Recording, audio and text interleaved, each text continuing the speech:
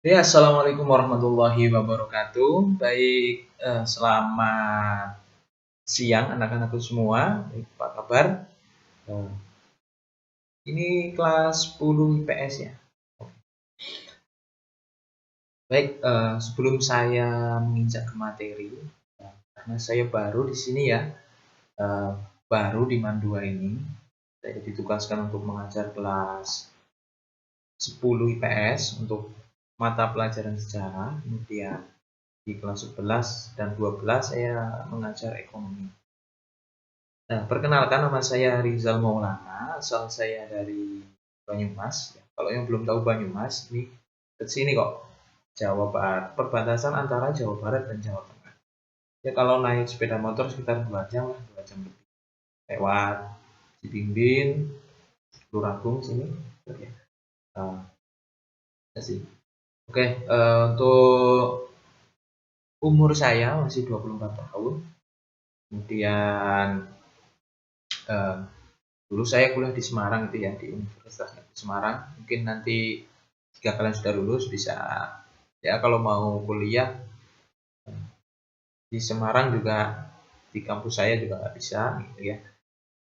Oke, mungkin itu perkenalan singkat dari saya. Silakan nanti jika ingin tahu lebih lanjut bisa tanya-tanya gitu ya. Baik, untuk materi kita pada pertemuan kali ini adalah itu sejarah awal peradaban di Indonesia. Uh, Kemarin kita sudah belajar ya mengenai jenis-jenis manusia purba, ada Meganthropus, Pithecanthropus, kemudian ada Homo sapiens dan lain sebagainya yang menduduki wilayah Indonesia gitu ya. Nah, kemudian kita sekarang mempelajari peradabannya. Kemarin kan manusianya, kemudian sekarang kita ini mempelajari tentang peradabannya. Dimana ketika ada sekumpulan manusia, di situ pasti ada sebuah peradaban yang dibangun. Nah, zaman praaksara. Kenapa dinamakan zaman praaksara?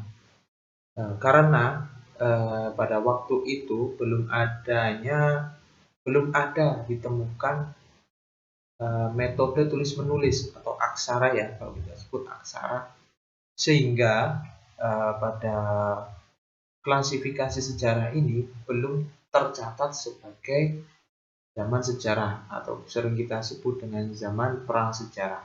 Karena pada waktu itu belum ada metode dokumentasi atau menulis.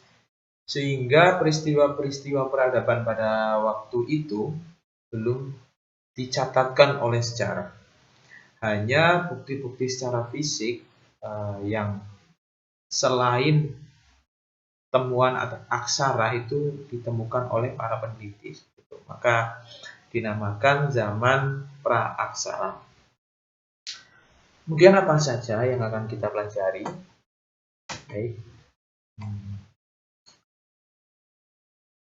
Yang pertama yaitu ada sistem kepercayaan.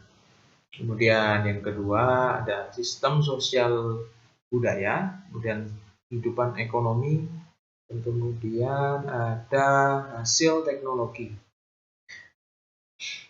Baik, setiap perkumpulan manusia pasti ada sebuah interaksi, baik interaksi dengan sesama manusia, dengan sesama makhluk hidup, dengan alam dan sebagainya gitu ya. Maka dari itu terbentuklah sistem. Di situ ada sistem kepercayaan, yaitu ketika manusia ini berhubungan dengan penciptanya atau dengan yang dianggap sakral seperti itu ya, dituhankan. Kemudian ada sistem sosial budaya, manusia berinteraksi satu sama lain menghasilkan sebuah budaya seperti itu ya. Kemudian ekonomi, bagaimana manusia ini memenuhi kebutuhan sehari-harinya. Kemudian di situ juga ada hasil teknologi, di mana alat-alat yang digunakan untuk kehidupan sehari-hari. Baik, selanjutnya itu ada sistem kepercayaan pada zaman prasejarah. Secara umum ada 3 kepercayaan ya, ada 3 aliran. Yang pertama itu animisme. Animisme itu adalah kepercayaan terhadap roh yang mendiami sebuah benda. Jadi pada waktu itu mereka menganggap, atau manusia-manusia prasejarah ini menganggap benda-benda mati seperti batu, gunung, bukit dan lain sebagainya, benda-benda mati itu memiliki kekuatan, memiliki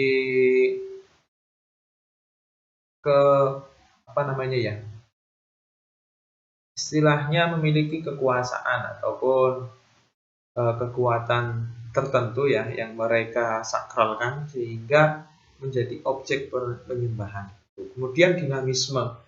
Dinamisme ini mirip dengan animisme ya. Cuma bedanya kalau dinamisme itu yang menjadi objek yang mereka sembah itu adalah benda-benda hidup. Contohnya seperti pohon, arwah-arwah leluhur. Intinya benda-benda hidup ya. Kalau animisme kan tadi benda-benda mati seperti batu dan sebagainya. Kalau dinamisme itu benda hidup. Kemudian totemisme.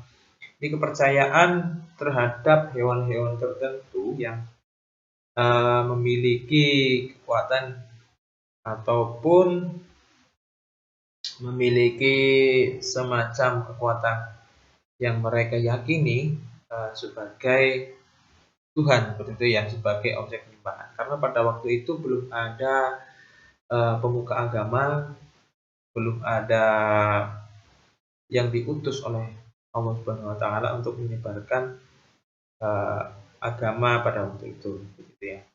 Jadi mereka menemukan objek-objek di sekitar mereka ini sebagai kekuatan-kekuatan yang supranatural ataupun ini ya, sebagai kekuatan yang mereka anggap.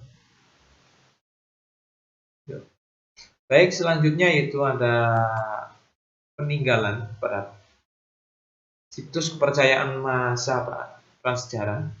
Yang pertama ada menhir. Nah, menhir ini kalau kita lihat ya, ini seperti batu tugu ya kalau ini ya. Tapi pada waktu itu ini fungsinya sebagai objek penyembahan. Ini ditemukan di suku Pisang ya, suku Pisang di Nagari Mahat, tepatnya di Bukit Barisan Sumatera Barat. Nah, itu ditemukan objek salah satu tinggalan objek zaman Megalitikum ya. Tadi sudah kita belajar tentang Megalitikum, Paleolitikum dan sebagainya. Nah, ini salah satu temuannya prasejarah ini sebagai objek penyembahan.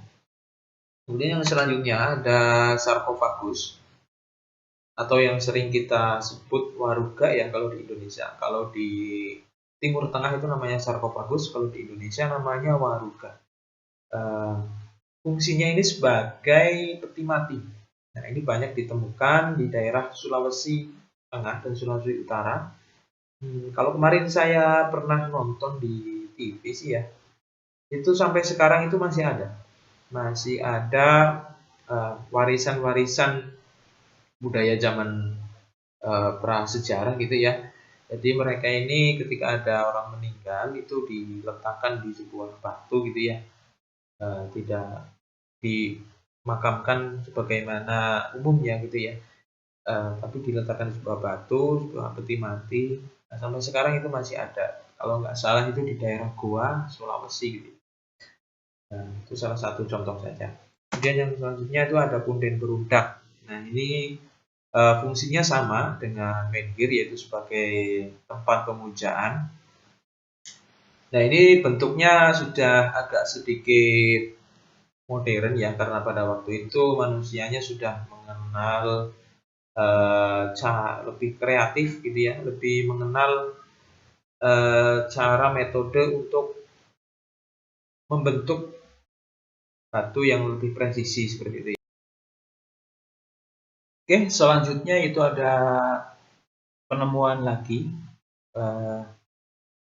pada zaman prasejarah juga. Nah, ini itu seperti punden beludak juga, cuma objeknya agak sangat besar ya, bahkan lebih besar dari piramida Giza. Nah, ini cukup mencengangkan saja, mencengangkan karena ukurannya itu sangat besar, menyerupai gunung. Nah, ini situs ini ditemukan di daerah Cianjur. Cianjur ya, Cianjur itu dekat Sukabumi sana ya. Saya juga belum pernah ke sana. Cuma saya baca dari beberapa sumber ini memang penemuan ini tuh sangat menghebohkan, sangat istilahnya menggemparkan para peneliti seperti itu ya. Karena apa? Karena objek ini sangat besar. Jadi diteliti oleh para ahli geologi itu memang bukit itu tuh tersusun dari susunan batu-batu, batu balok yang disusun sedemikian rupa yang besarnya itu sama dengan bukit. Itu kalau kita pikir secara logis itu kan kayaknya agak sedikit sulit ya gitu ya. Bukan agak sedikit ya, tapi memang sulit sekali yang membentuk tumpukan batu sampai sebesar itu. Gedenya itu satu bukit sedikit itu saya pernah dengar sih puluhan kali lipat gedenya Candi Borobudur. Saya pernah ke Candi Borobudur muter itu sampai capek kakinya. Itu udah gede banget. Nah, itu puluhan kali lipat lebih besar. Mungkin silahkan nanti bisa dicari ya sumber-sumbernya. Kalian bisa menjadi salah satu objek untuk kalian belajar gitu ya, bahwa di Indonesia ini ternyata terdapat banyak sekali peninggalan-peninggalan prasejarah yang belum terekspos di media maupun secara ilmiah gitu ya. Kalian bisa pelajari dari sumber apapun, silahkan. Karena kunci dari memahami sejarah adalah dengan membaca.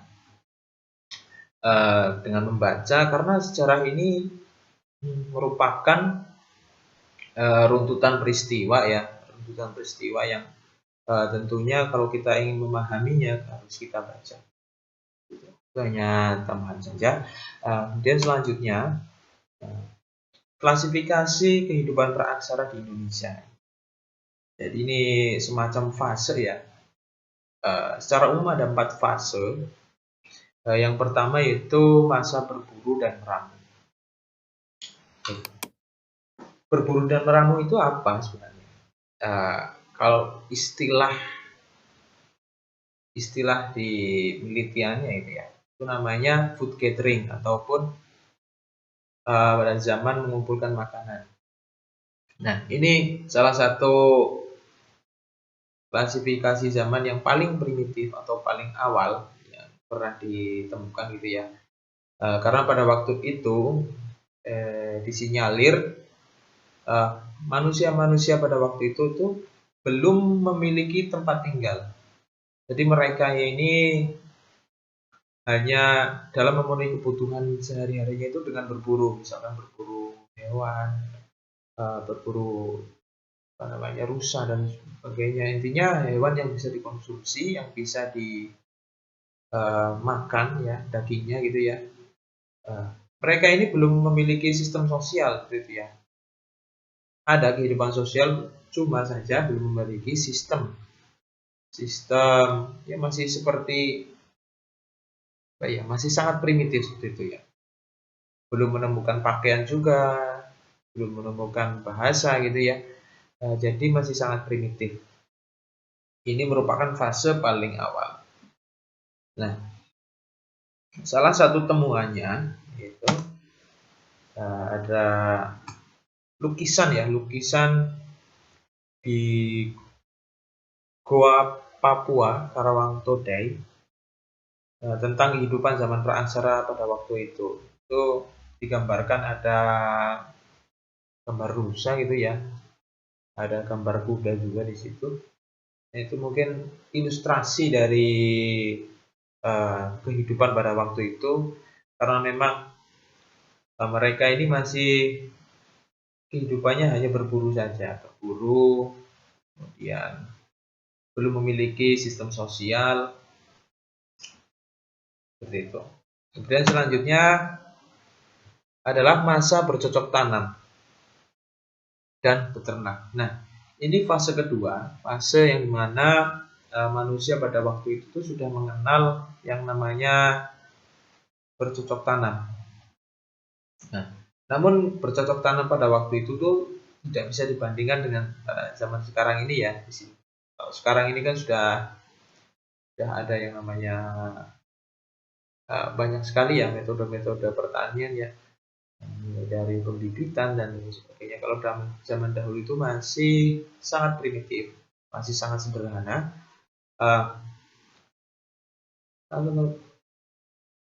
Itu dengan membuka lahan di hutan ya, hutan dibuka lahannya, kemudian ditanami tanaman yang mungkin pada waktu itu tanaman yang semacam sagu gitu ya, semacam umbi-umbian yang tidak membutuhkan perawatan khusus seperti itu ya. Jadi dengan metode-metode yang sederhana. Kemudian untuk kehidupan ekonominya itu sudah mengenal sistem barter. Jadi ini sudah agak mending ya, sudah agak maju dari jika dibandingkan dengan zaman sebelumnya, di mana sudah mengenal sistem tukar menukar. Jika suatu keluarga ini tidak memiliki bahan ini, maka akan ditukar dengan keluarga lain dengan bahan yang lainnya, misalkan pisang dengan dengan padi, dengan umbi dan lain sebagainya gitu ya. Intinya terjadi transaksi tukar menukar antar manusia gitu. Kemudian kehidupan budayanya ini sudah lebih maju daripada zaman sebelumnya. Selanjutnya, nah ini ada beberapa temuan alat-alat pada masa bercocok tanam gitu ya. Ada alat-alat pertanian yang sangat-sangat sederhana. Nah itu bahan materialnya itu terbuat dari batu. Semua terbuat dari batu karena pada waktu itu belum ditemukannya logam. Jadi semua alat yang dipakai itu masih menggunakan batu. Jadi bayangkan ya kalau alat-alat untuk memotong itu masih pakai batu itu kan masih sangat-sangat sederhana. Kalau zaman sekarang itu sudah nggak ada, semuanya pakai logam, misalkan golok dan sebagainya itu kan sudah pakai logam gitu ya. Oke. Selanjutnya ada masa pertanian. Nah ini sudah lebih maju lagi daripada masa sebelumnya.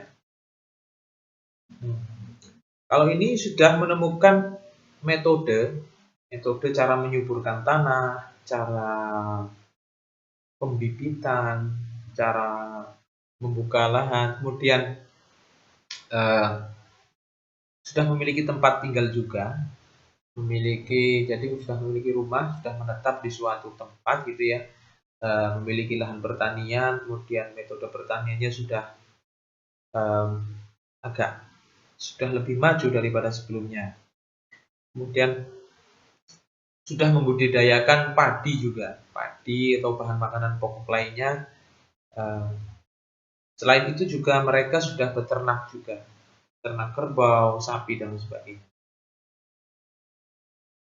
Nah, untuk kehidupan budayanya ini sudah lebih maju juga, yaitu mereka sudah membuat rumah ya, rumah tempat tinggal, kemudian situ ada membentuk perkampungan. Biasanya di masing-masing kampung itu kan ada sistem ya di situ ya, sistem organisasi ya, ada kepala suku misalkan ya. Di situ sudah ada pada zaman masa-masa pertanian itu. Kemudian di situ juga sudah ada ilmu perbintangan ya. Ilmu perbintangan itu ilmu yang untuk Oke, selanjutnya itu masa perundagian. Nah, ini fase yang paling modern ya sebelum ditemukannya aksara atau masih prasejarah gitu ya. Nah, ini masa yang paling modern. Di situ sudah disebutkan tadi semua ya. Sudah mulai bercocok tanam, sudah mulai beternak, kemudian sudah mengenal sistem masyarakat atau kelompok-kelompok sosial gitu ya. Kemudian yang paling menonjol juga adalah pada masa perundagian ini sudah menemukan metode cara membuat atau membentuk logam. Gitu. Jadi pada waktu itu sudah ditemukan beberapa temuan yang digunakan untuk kehidupan sehari-hari seperti kapal, tombak, sebagainya ya, alat-alat perkakas lainnya ya yang digunakan untuk misalkan bertani, misalkan untuk apa ya, untuk berburu dan sebagainya. Nah, karena di zaman-zaman sebelumnya kan masih menggunakan batu. Kalau zaman ini itu sudah menemukan logam. Nah, itu pada penemuan logam ini sangat-sangat berguna gitu ya. Karena pada waktu itu logam ini digunakan untuk semua jenis kegiatan. Mulai dari kegiatan keagamaan, dari kegiatan ekonomi, pertanian dan lain sebagainya itu sangat-sangat digunakan, sangat dibutuhkan gitu ya. Kemudian ini contoh penemuan hasil karya logam pada masa prasejarah. Di situ ada contohnya, ada nekara. Nekara itu yang ini ya, yang namanya coklat ini. Nah, ini fungsinya kalau saya baca dari beberapa sumber, itu fungsinya itu untuk sebagai upacara adat. Ya, kita tidak tahu untuk apa ya, mungkin untuk menyalakan api atau apa, saya kurang tahu. Intinya fungsi itu untuk acara adat. Kemudian ini moko, ini fungsinya untuk sebagai, kalau nggak salah saya baca itu sebagai mas kawin, ataupun sebagai mahar pada perkawinan. Kemudian, nah ini ditemukan di daerah Nusa Tenggara, Bali, Nusa Tenggara gitu ya. Kemudian ini ada kapak perunggu. Kapak perunggu ini juga ditemukan di Nusa Tenggara. Kemudian ini ada mata tombak. Nah, ini semuanya bahannya itu dari logam. Nah, ini salah satu ciri daripada zaman atau masa perundagian. Gitu ya. Baik, mungkin itu saja penyampaian materi dari saya. Singkat saja, tapi silakan untuk dipelajari ya materi yang sudah saya bagikan melalui PDF di kelas online gitu ya. Silahkan dipelajari. Kalau perlu itu dirangkum di buku, karena dengan merangkum itu kita sambil membaca juga, jadi kita tahu. Karena kunci dari sejarah ini kan sebenarnya itu membaca runtutan peristiwa yang harus kita baca satu persatu gitu ya. Jadi kita memahami. Baik, saya berharap di pertemuan pertama ini ya, karena saya juga baru, mungkin kalian juga baru beberapa hari ya masuk ke sekolah ya, belum kenal Bapak Ibu guru gitu ya. Saya pengen mengenal kalian semua. Nanti silahkan bisa kirim foto kalian, foto, terus identitas ya, ada nama, ada hobi, dan sebagainya ya. Alamat ya, nama, alamat, dan hobi dan cita-cita gitu ya. Intinya saya pengen mengenal kalian supaya apa? Supaya kita itu ada interaksi gitu loh. Meskipun belum interaksi secara langsung karena memang kondisinya memang sedang seperti ini ya. Jadi kita manfaatkan alat-alat yang kita punya, media yang kita punya ya. Kita ada WhatsApp, kita bisa berinteraksi satu sama lain, bisa bertanya tentang tugas ataupun materi yang masih belum paham, ataupun bisa konsultasi mengenai kendala yang dialami selama belajar online ini. Silahkan, saya sangat-sangat terbuka dan saya sangat senang sekali jika kalian bisa interaktif dengan Bapak Ibu guru, terutama dengan khusus dengan saya gitu ya. Saya sangat senang sekali bisa berinteraksi kalian, karena saya juga orang masih baru di Sunda gitu ya, masih belajar bahasa Sunda, bisa belajar dengan kalian juga. Saya diajari bahasa Sunda gitu ya. Jadi silahkan kita sharing-sharing aja lewat WhatsApp gitu ya. Kita manfaatkan media yang ada, karena memang kondisi sekarang ini belum memungkinkan untuk kita belajar tatap muka. Silahkan gitu ya. Baik, saya mohon maaf apabila banyak tutur kata yang salah. Sekali lagi saya ucapkan terima kasih anak-anakku semua. Tetap semangat belajar dan jaga kesehatan kalian, karena kesehatan itu mahal sekali harganya, gitu ya. Baik, terima kasih. Assalamualaikum warahmatullahi wabarakatuh.